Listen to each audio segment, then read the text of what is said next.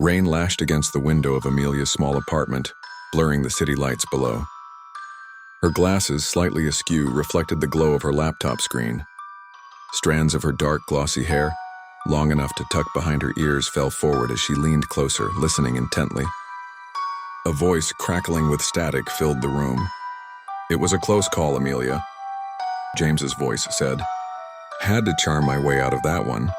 The Countess, you see." He trailed off, a chuckle rumbling through the speaker. Amelia's heart tightened. Another Countess.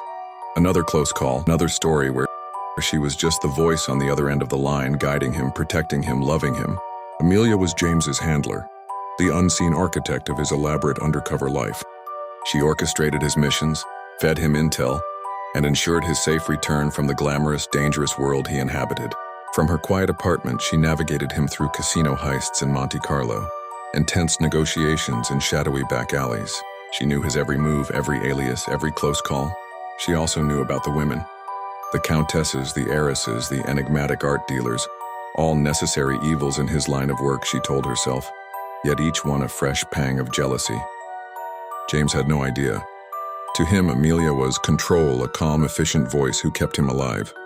He relied on her implicitly, trusted her with his life, but remained blissfully unaware of the woman behind the voice, the woman who painstakingly pored over satellite images to ensure his safety, the woman who spent sleepless nights worrying about him, the woman hopelessly in love with him.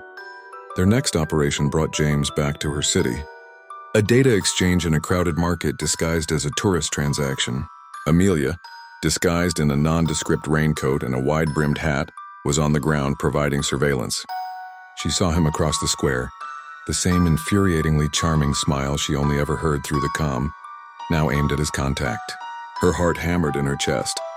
He was so close yet so far. The exchange went south. Gunshots shattered the midday bustle. Amelia reacted instantly, her shy demeanor vanishing as she guided James through the chaos, her voice sharp and precise, leading him to safety. He was injured, a graze on his arm. She met him in a prearranged safe house, her hands trembling as she cleaned the wound. "You were amazing, Control," he said, his eyes meeting hers for a fleeting moment. He didn't recognize her, of course he didn't. "It's my job," she whispered, her voice barely audible. As she bandaged his arm, their fingers brushed. A spark ignited. A silent understanding passed between them. He looked at her, really looked at her for the first time.